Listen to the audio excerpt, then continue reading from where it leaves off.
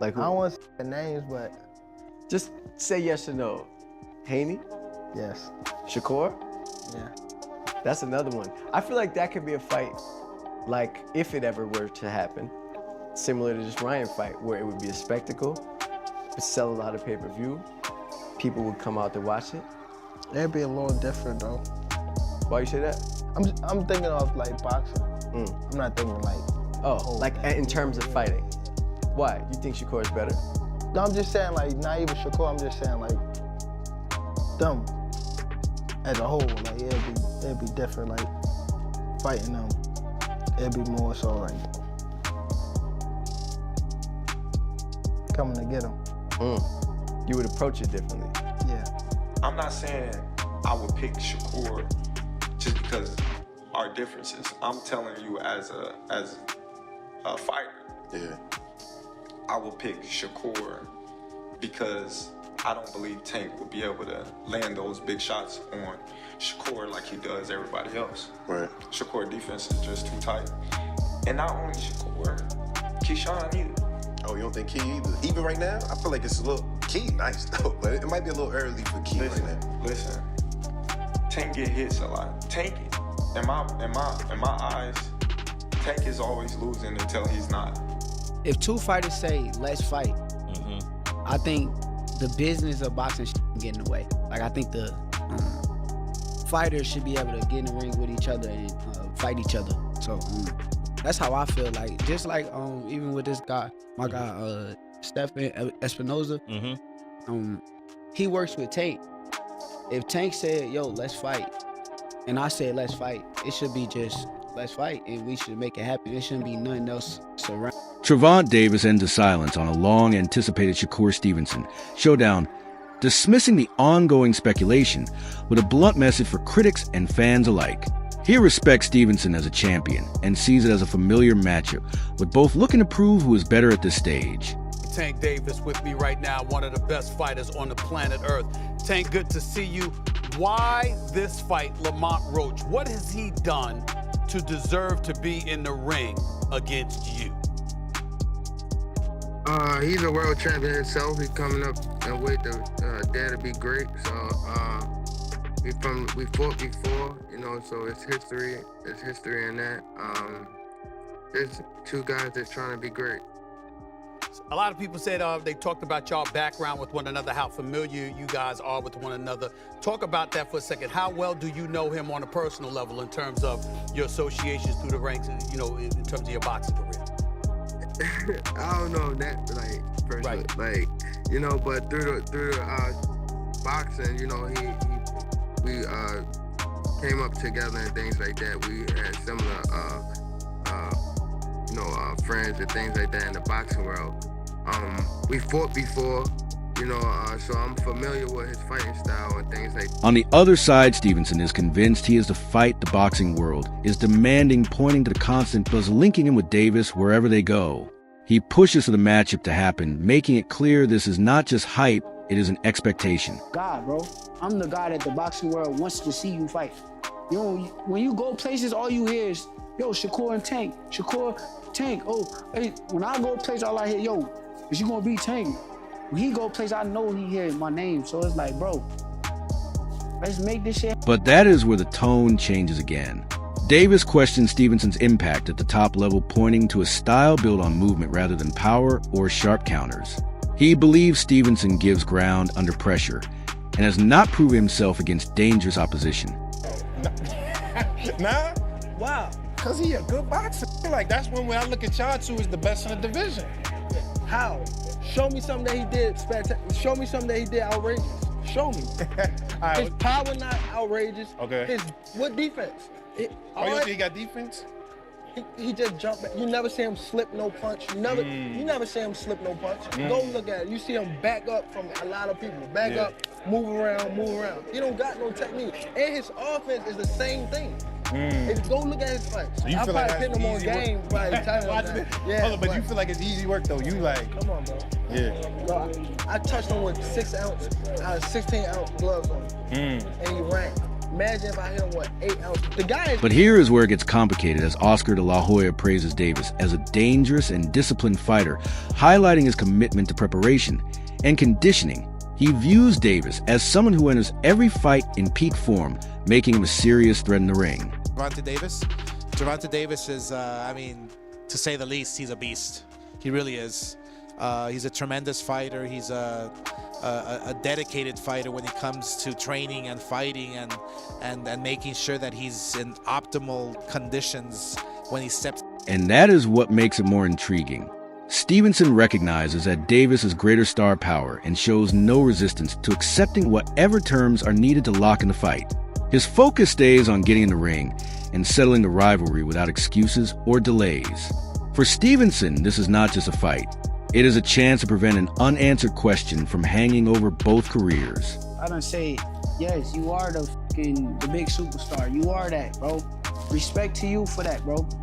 I'm cool with that. Come on, let's just fight. Let's negotiate. Me and this nigga could even get on the phone and negotiate. I'll be cool with it. I'm not tripping. It's boxing. Yeah. Entertainment business. We gonna go in there, put on a show for the fans and show the world who's the best. That's the whole point of this entire conversation. Me and him need to show the world who's the best. Don't have a question mark for, oh, I'm gonna go retire and it don't happen. And that's gonna be a question mark. That's gonna be left on our legacy. So to fix both of our legacies, somebody has. And that brings more urgency to the fight. Timothy Bradley urges Davis to step in against Stevenson, arguing that the constant criticism around their opposition only makes this matchup more necessary. He points out that if both fighters are being questioned, the only real way to settle it is to face each other inside the ring. Gervonta's at 140, that seems to be the biggest thing. I want Gervonta Davis to step in the ring and face somebody, dog, already, bro. For real. He'll be back. Like, oh, I know he coming back, dog. But I'm just saying, like, fight Shakur, bro. Fight Shakur. That's all I'm saying, bro. Fight. You need these top guys out there, man. And that's because you can say, oh, Shakur ain't fight nobody. Well, Shakur ain't fight nobody, and Tank ain't fight nobody. Why don't they fight each other? If that's how y'all want to put it, fight each other, bro. That will probably be one of the biggest fights in boxing right now, bro. The biggest fight. Box office, it will sell out like this, like that. It will sell. And now the pressure starts to build. Calvin Ford and Kenny Ellis stress that Gervonta Davis is no longer touching opponents lightly. He is landing with purpose and impact. They point out he's been breaking fighters down round by round, showing a more aggressive and punishing approach. Backslash. He know the time that bell ring. 1 minute you on this side, 1 minute he here. So when that bell ring, Tank ain't playing this Murray Mac. That motherfucker punch. None of that tap. No like tap, you said at the U. No tap. He not swatting flies in that motherfucker. I know what they're doing. They're just trying to make a fight. They're trying to make a fight. They're not making the money Tank make. You know what I'm saying? But he can box. But I can't stress enough. Every fighter get hit. They get hit every round. How long we been talking about that? Remember I was saying about fans bringing that 3 years ago talking about getting it. And what? He's still laying them out. Remember what I was saying about Foz was bringing up that 3 years ago, talking about still laying them out. Still laying them out to this day.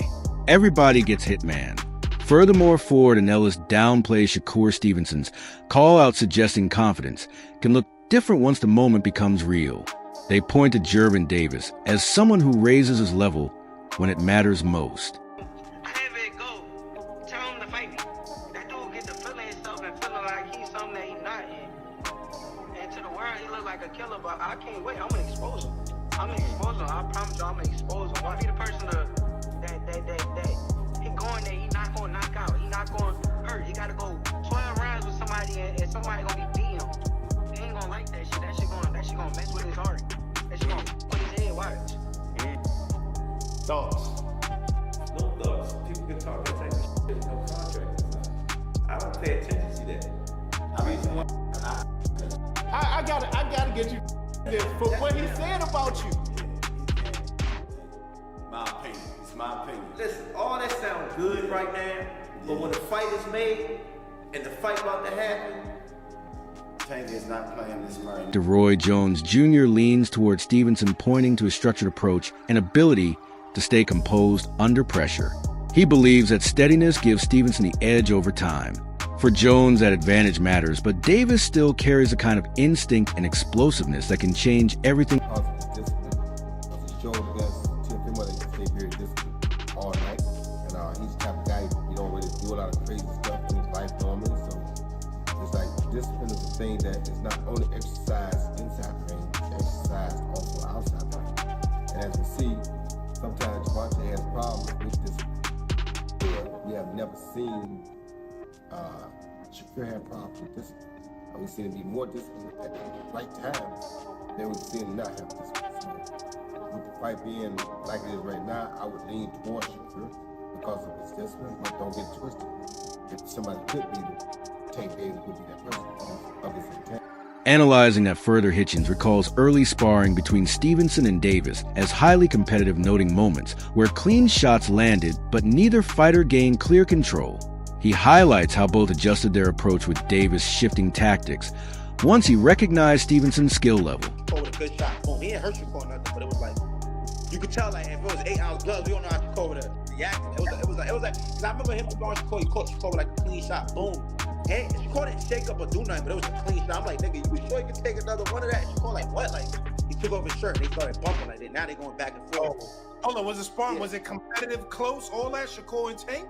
Nah, yeah, it was competitive. And like the second time, like they sparred, like it was like a chess match. Like now Tank know, like, alright, he's really nice. Like Shakur really nice. Like all that walk down, like I got a box. Like this nigga, like I can't just walk him down. Like he can really fight. So it was like Tank like switch his strategy up and like same like now Tank trying to come and walk me down. I'm in there like we fighting like it's back and forth competitive. I'm talking shit to Cal like nigga Cal. And then the narrative flips completely as Davis questions Stevenson's resume, arguing his skills have not been tested against true punchers at the elite level. He believes that when real pressure is applied, Stevenson leans toward survival rather than engagement. Shakur, right? Like he look like he got skill, right? But to be honest, I'm gonna be real. I ain't see him fight nobody that's like. That's amateur shit. Come on, bro. When that heat coming back at you, them niggas like you can see it. Yeah, you can see it. They ain't really these niggas just talking that way. And it's always, oh, he can be this, he can be the next. Nigga, prove yourself. You still haven't proved yourself. When someone was in front of you that can crack a little bit. But that is where it becomes personal. Stevenson points to a shift in Davis' attitude as his own name started gaining traction, highlighting public reactions he sees as unnecessary. He frames it as a mindset issue, suggesting Davis is not comfortable sharing the spotlight at the top. Started getting bigger, then it was like, I'll go fight, and I'll get on Twitter, and he'll like post, oh, he did that because it was a cab driver, or he'll just post some like hating that shit, to where like it was unnecessary to go do that shit. Cause like I thought we was like cool type shit, so but now he like flipped it to turn it like I did something to him and he made himself believe that shit. But nah, that nigga just, I think like in his brain it's just one person and nobody else could be up here. But that is where the risk comes in. As Davis questions Stevenson's consistency, pointing to a contrast between public callouts and private behavior, he frames it as a respect issue, making it clear that once a challenge is made, the tone has to stay the same. Be buddy. You know what I mean? And I feel as though that's don't be like that. If you like that, then stand on that. You know what I mean? Don't try to be saying all this stuff on Twitter and then run in my locker room and want to take a picture and all that type stuff. Feel me? Like, and we actually like I was somebody that like, feel me? And then he come out and say something he want to fight me. I bet we ain't cool no more. None of that. That's it. That's what it is. You feel me? And niggas gotta stand on it. That's why I'm in that mode now. Like, I ain't got no friends in this. Like, I ain't got no. You don't see no boxer that on TV that. Feel me? It's just me and my people. That's how we come. And now the stakes begin to rise. Stevenson argues that his success across multiple divisions and championship wins puts him ahead in overall achievements compared to Davis. He challenges a comparison, insisting his record already answers any questions about his place in the sport. I've been 3 different divisions. Won 1, 2, 3, 4, and had the Ring Magazine belt. So I done way more than him. Like, if we talking about accomplishments, I don't want to hear what has I done for this. Leonard Ellerbe and Eddie Hearn clash over a potential fight between Davis and Stevenson, with one viewing it as a defining matchup, while the other backs Davis' control and ability to dictate terms. The debate centers on whether Stevenson has the tools to truly challenge him at the highest level. Shakur is one of the biggest fights in the sport. I think Tank is so exceptional, it's going to take someone as good as Shakur to give him a real fight. And I love that fight. I love that. What? Shakur can't beat Tank. I disagree. You beat all the other fighters. I disagree. I disagree. Tank loses rounds.